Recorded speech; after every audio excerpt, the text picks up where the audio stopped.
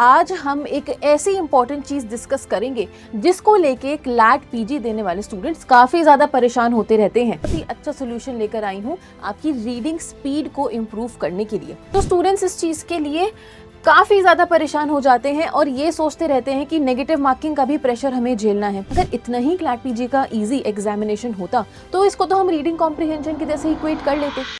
Hello students, welcome to our channel PW CLAT PG. This is me Ishita और आज हम एक ऐसी इंपॉर्टेंट चीज डिस्कस करेंगे जिसको लेके क्लैट पीजी देने वाले स्टूडेंट्स काफी ज्यादा परेशान होते रहते हैं। तो सबसे पहले मैं ये बता दूं, आपको रीअश्योर कर दूं कि अब टेंशन लेने की जरूरत नहीं है, क्योंकि आप सभी के लिए मैं एक बहुत ही अच्छा सोल्यूशन लेकर आई हूँ आपकी रीडिंग स्पीड को इम्प्रूव करने के लिए।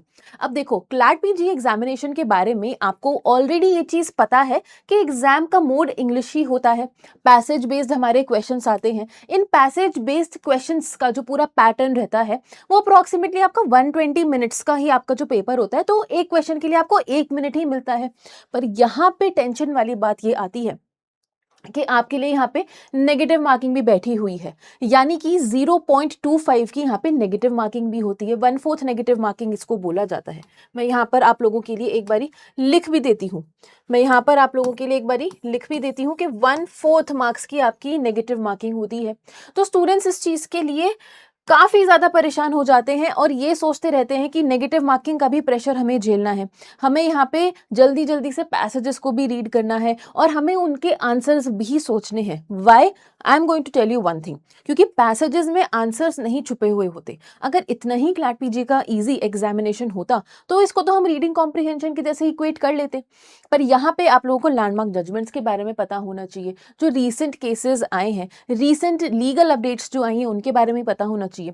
तो basically this exam is not only testing just one thing, not only testing your legal knowledge, it is testing your wholesome knowledge. आपकी रीडिंग स्पीड भी अच्छी होनी चाहिए, इंग्लिश स्किल्स भी अच्छी होनी चाहिए, आपको सारी की सारी लीगल करंट अफेयर्स के बारे में पता होना चाहिए और बेसिक्स तो स्ट्रॉन्ग्स होने ही चाहिए आप लोगों के, राइट। तो मोस्टली बच्चे इसी चीज में कमी कर देते हैं कि वो 1-2 सेक्शंस तो ऐसे ही छोड़कर आ जाते हैं, क्योंकि उनकी रीडिंग स्पीड उतनी एप्ट ही नहीं होती है। जिससे क्या होता है, जितना ज्यादा आप यहाँ पे सेक्शंस को छोड़ते चले जाओगे, बच्चे क्या करते हैं, चलो कॉन्स्टिट्यूशनल अच्छे से प्रिपेयर कर लिया, ज्यादा उसकी वेटेज है। बट यहाँ पे अगर आपने ये जो छोटे सब्जेक्ट्स होते हैं, जैसे कंपनी लॉ अगर पूछ लिया आपसे जे एक्ट से अगर एक ही क्वेश्चन आ गया, आपसे पॉक्सो से एक अगर क्वेश्चन आ गया, भले ही चलो यहाँ पे आपके सिलेबस में ना हो, बट क्लैट पीजी बहुत ज्यादा फेमस है स्टूडेंट्स की नॉलेज को टेस्ट करने के लिए जो आउट ऑफ द सिलेबस भी होती है। क्यों? क्योंकि फॉर एग्जाम्पल जे एक्ट अगर कोई लैंडमार्क जजमेंट आ गया, पॉक्सो एक्ट से रिलेटेड कोई रीसेंट न्यूज अपडेट आ गई,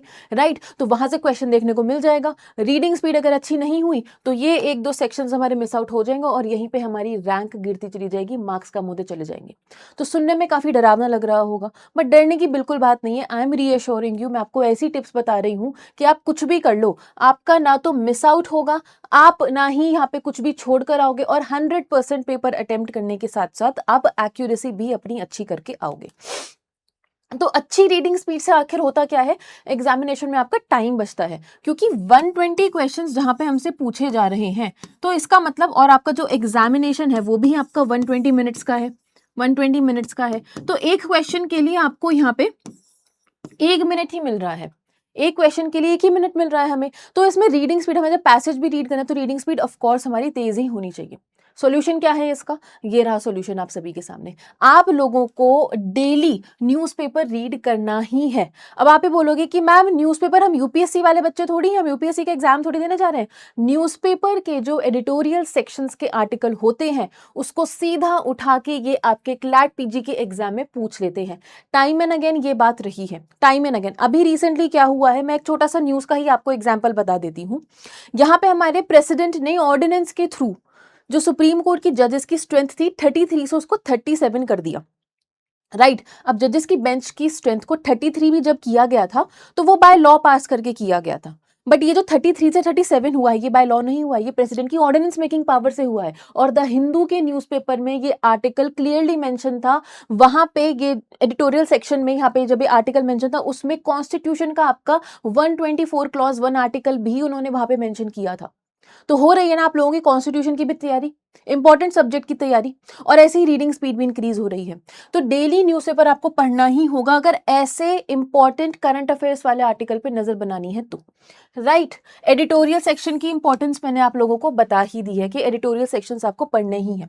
अब यहाँ पे एक मैं आप लोगों के लिए पॉजिटिव चीज बता देती हूँ।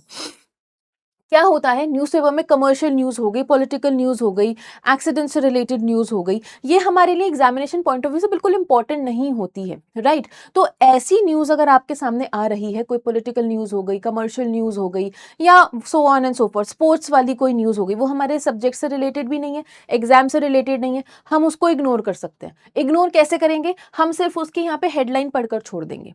ठीक है, हेडलाइन पढ़कर छोड़ेंगे, पर ये हम ध्यान रखेंगे कि क्या एक्चुअली में हुआ था। कल को क्या पता आप लोगों से कोई इंपॉर्टेंट आर्टिकल ही पूछ लिया जाए। राइट। अब इतना सब कुछ जब हमने यहाँ पे पढ़ लिया है, हमने समझ लिया है, तो आगे हम क्या करेंगे, जो भी हमने पढ़ा है उसी से रिलेटेड हम लीगल करंट अफेयर्स वाले पैसेजेस को डेली कम से कम सॉल्व करेंगे। और ये आपको मिलेंगे कहाँ से, ये आप अपने पीवाईक्यूज में से भी ले सकते हो, ये आप अपने पीवाईक्यूज में से भी ले सकते हो। पीवाईक्यूज को अगर उठा के देखोगे, वहां पर आपको डेली मतलब रीसेंट करंट अफेयर्स वाले टॉपिक्स बहुत से मिल जाएंगे, और उसी से आपको एनालिसिस अच्छे से आप कर पाओगे कि किस तरीके के क्वेश्चंस आपको सॉल्व करने हैं। तो एक तरह से आपके करंट अफेयर्स की भी प्रॉब्लम यहाँ पे सॉल्व हो गई when it comes to practicing these questions, और एक तरह से आपने यहाँ पे पीवाईक्यू भी प्रैक्टिस कर ली। तो दोनों चीजें ही आपने यहाँ पर कर ली। नेक्स्ट अगर हम आगे चले, डेली टास्क आपका क्या रहने वाला है, जो मैंने आपको बता दिया, ये जो पैसेज आप सॉल्व करोगे ना, ये आप टाइमर लगा के सॉल्व करोगे। याद रखना, घड़ी टिक टिक टिक टिक कर रही है, 120 minutes equals to 1 question per minute. तो इसी वजह से टाइम्ड पैसेजेस आपको डेली सॉल्व करने ही हैं। अब टाइम पैसेजेस सॉल्व करोगे तो स्पीड अपने आप में तो इंक्रीज होगी, जब दिमाग को ये यहाँ पर लगेगा कि अरे मैं जल्दी जल्दी से क्वेश्चन सॉल्व करूं, मेरा क्वेश्चन पेपर छूट ना जाए। राइट। तो जब यहाँ पे स्पीड ऑटोमेटिकली बढ़ेगी, यहाँ पे आपको एक्यूरेसी पे सबसे ज्यादा वर्क करना है। राइट। तो स्पीड एंड एक्यूरेसी का ही पूरा खेल होता है, जो बहुत अच्छी ऑल इंडिया रैंक्स आप लोगों को दिलवाता है। अब इतनी प्रैक्टिस जब आप डेली डेली कर लोगे, 7 दिन तक आपने ये चीज कर ली, तो आप यहाँ पे वीकली रिपोर्ट अपनी खुद से ही कैलकुलेट करोगे कि ये सारे रीसेंट पैसेजेस थे, मुझे इतना रिटेन हो पा रहा है, मेरी स्पीड इतनी आ रही है, मेरी एक्यूरेसी इतनी आ रही है, और उसके बाद में खुद से ही आप यहाँ पे वीकली रिपोर्ट बनाकर इसको एनालाइज करोगे। वीकली रिपोर्ट बनाकर इसको प्रॉपर तरीके से एनालाइज करोगे। राइट। क्योंकि जब एनालाइज करोगे तभी आप इस चीज को समझ पाओगे कि कहां पर कमी आ रही है, क्या स्पीड में कमी आ रही है, क्या सब्जेक्ट मैटर समझने में कमी आ रही है, क्या एक्यूरेसी में कमी आ रही है। आप खुद ही यहाँ पे खुद समझ जाओगे कि where you are lacking behind.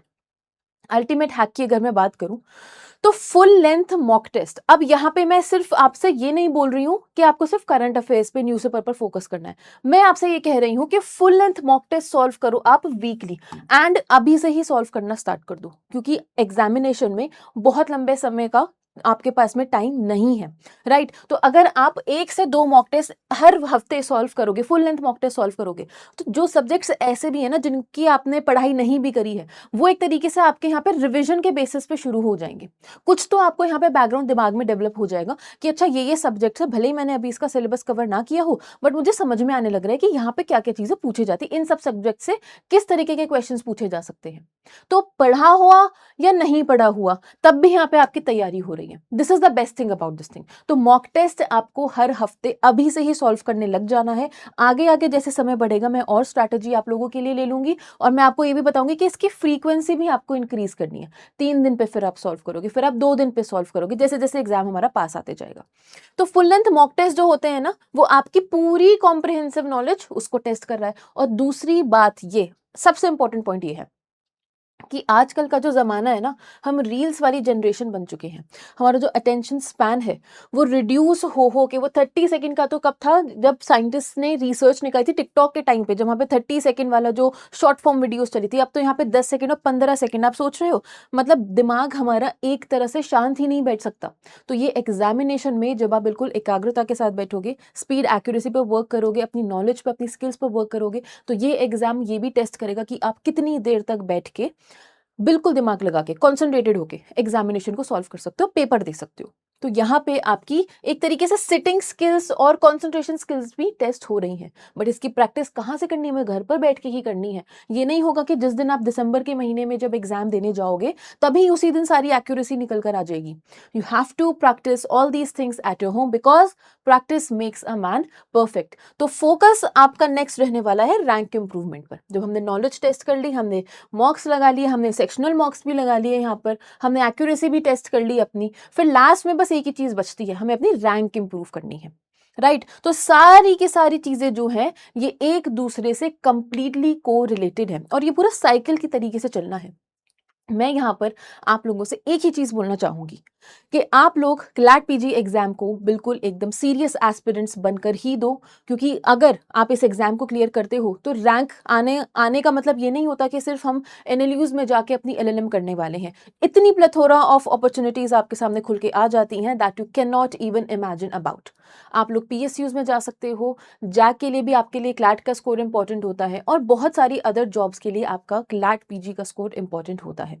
तो ये एग्जामिनेशन आपके लिए अपॉर्चुनिटीज को ओपन कर रहा है और यहाँ पर हमें अपनी पूरा होलसम कॉम्प्रिहेंसिव स्किल्स का डेवलपमेंट करना है। तो रीडिंग स्किल्स आपके लिए इस एग्जामिनेशन को क्लियर करवाने में काफी ज्यादा इंपॉर्टेंट रहने वाली है। And that was it for today's session, students. Thank you so much everyone for watching. This was me, Ishita. Take care and bye bye, and I'll see you in the next one.